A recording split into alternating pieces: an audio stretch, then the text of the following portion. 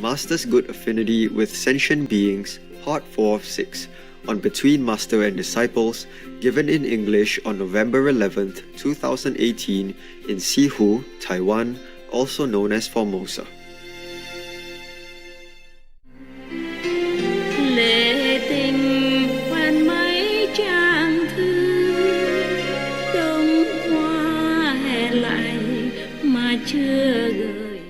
There was also a story in Sufism.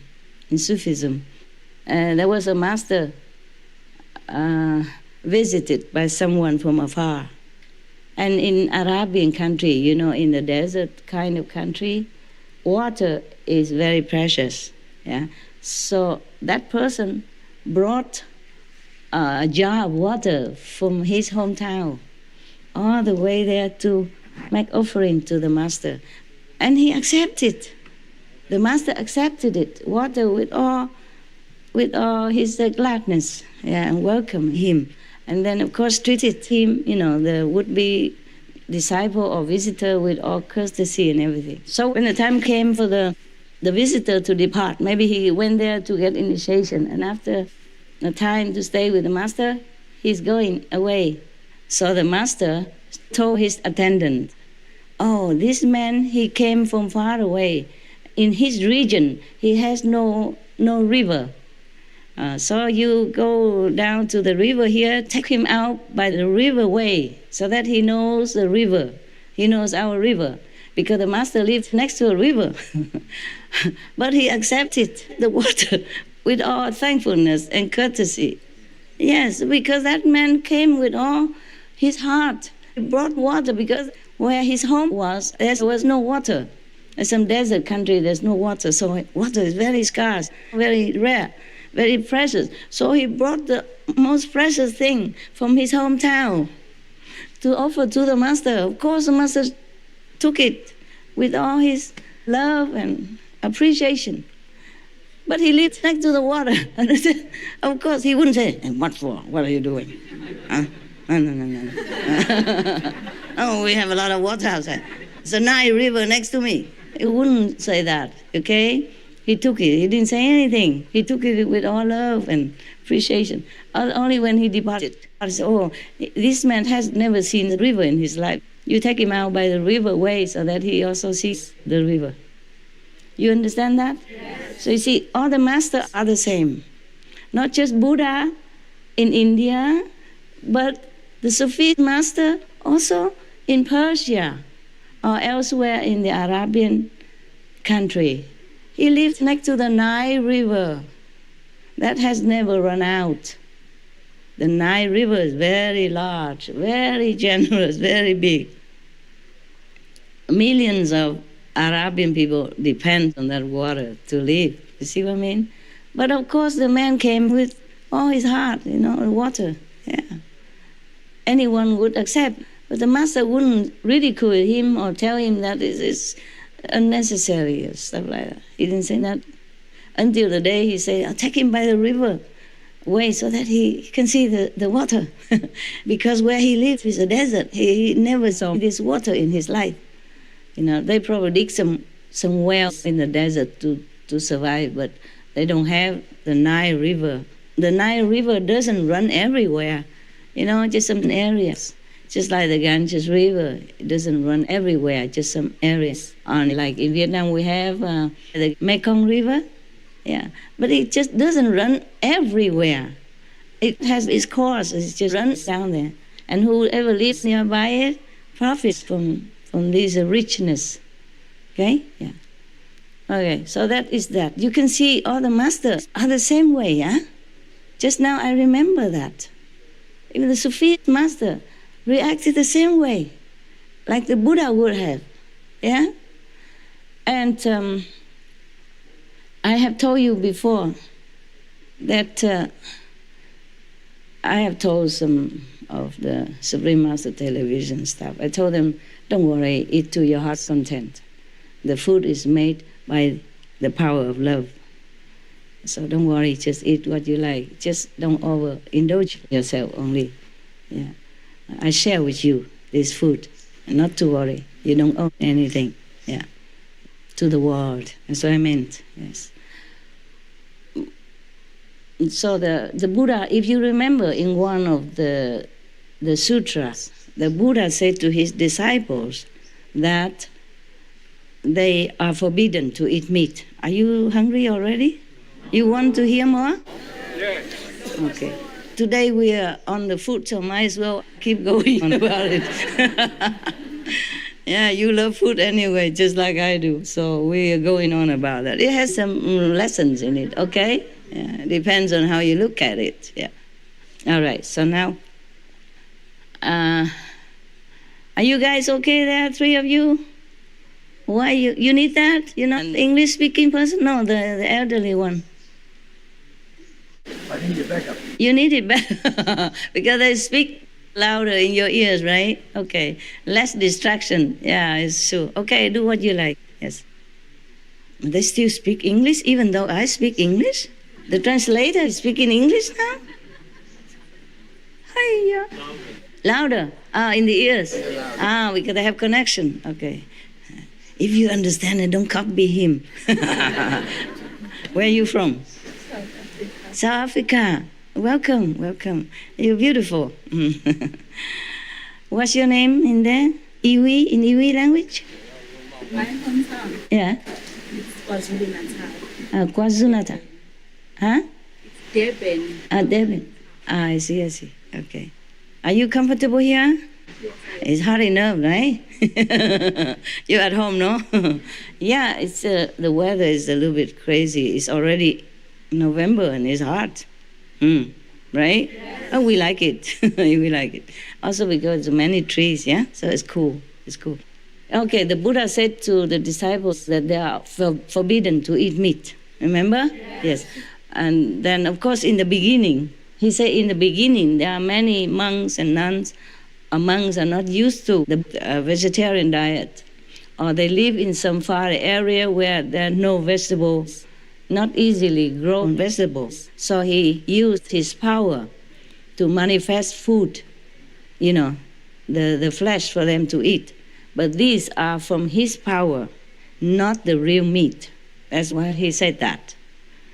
But from now on, if anybody eats meat, then they are not Buddha's disciples. That's what the Buddha announced. Any saint, once they reach even the fourth level, fifth spiritual level, they can manifest things for themselves. But they just don't always use that kind of power because there's a certain price to pay. Yeah, a spiritual price to pay. Yes. If the master is very rich, spiritually, then it doesn't matter. Yes. Does not have to be Buddha even.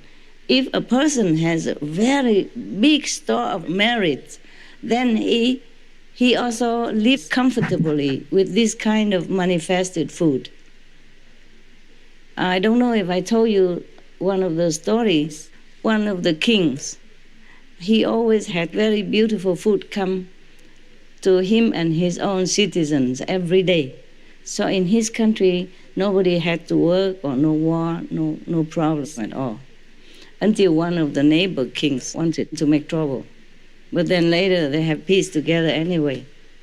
And then the neighbor king asked this king, "Oh, your food in your country tastes so good. Where did you buy them? Where did you get them?" So that king said, "No, it comes naturally every day for us and my citizens to eat." Oh, he said, "Oh, how could we also have such kind of food every day for me and my citizens?" And the meritorious king said to the neighbor king, originally he was bad, the neighbor king was bad, but later he was converted. So this good king said to the converted king, saying that, "Oh, then if you want the same food, every day you eat the same time with us. Tell your citizens to eat at the same time with us, then you have the same food, this delicious celestial food like us." You see that? But that was one of the Buddha's past incarnations. Anyway, yes, Buddha has always been good to others and he's always been generous and kind. So life after life, he always had food. Yeah, anyway. But even then, because of that, he would have food. This is the power of love, power of compassion that manifested into food for any king or good person or saintly being.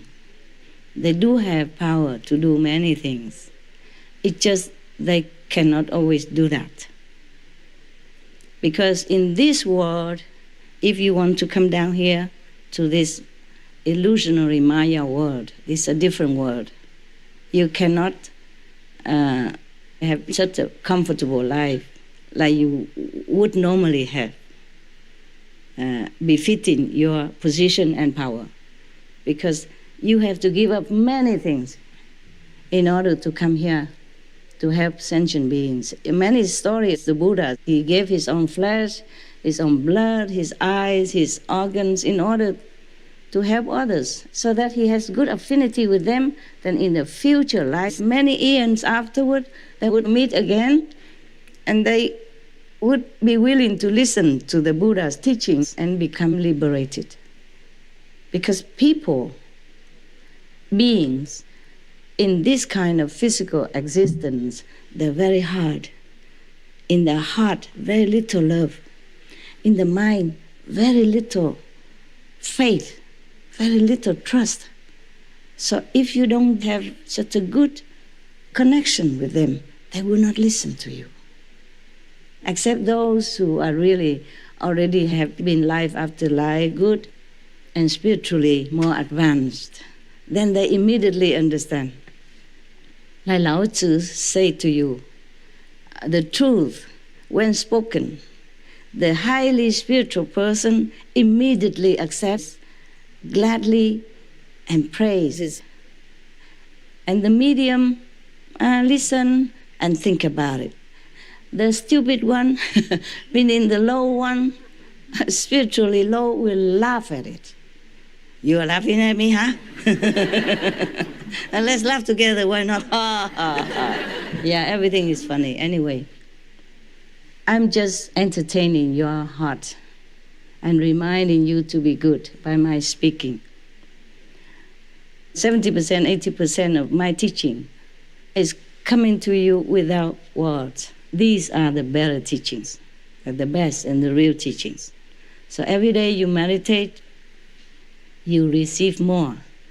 If you don't meditate, you receive less, because you're too busy thinking and worrying about every other thing. But when you meditate, you receive a full 70%.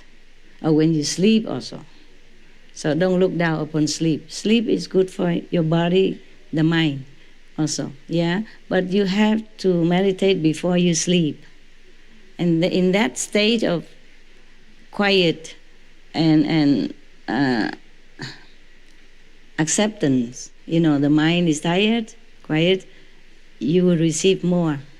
Either fully 100%, 80%, or a little less. Depends on how quiet your mind is.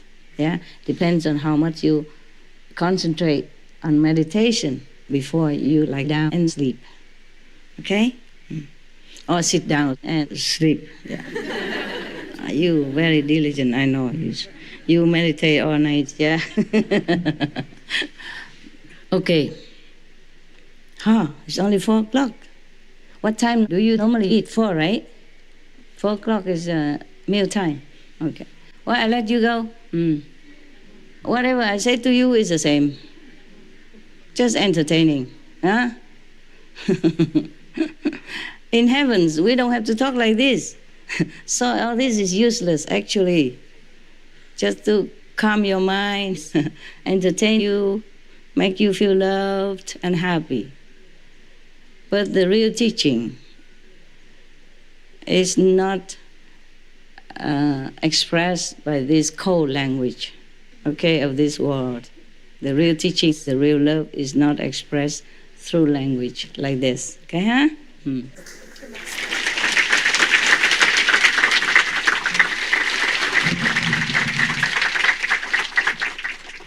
So whatever I say is the same. Or not saying is the same. You go enjoy your food, okay? Yes. And I see you when I see you.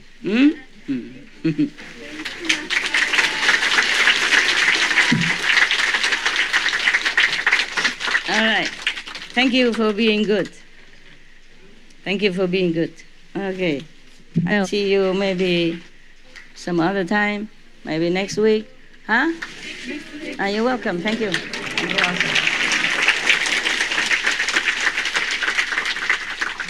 Try to stay on the good side, okay? It's good for you. It's better for you.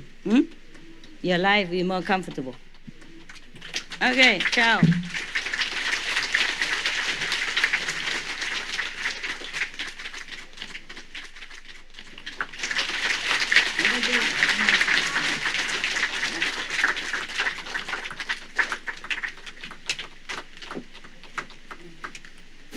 You want this one, huh? Okay. Yeah. Việt Nam hả? Hello, gosh. Hello, from where? From Philippines. Malaysia, Philippines. Oh, welcome. Mexico. I'm Chinese. I heard your president's not well. I have written him a letter, yeah. I wanted to go see him, but I don't know. It's not convenient for him, maybe. Also, haven't said no. So I cannot. Thank you, Master. Say hello to Philippines, okay? May God bless you and your beautiful people forever. The Philippine people are very generous and kind. They are not the richest.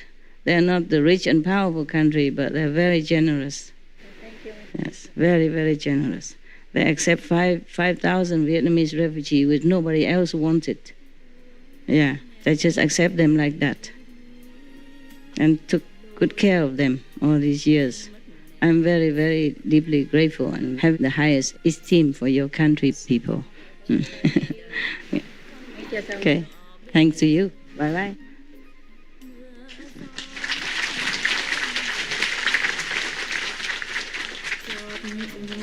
Men tình say thủy lũy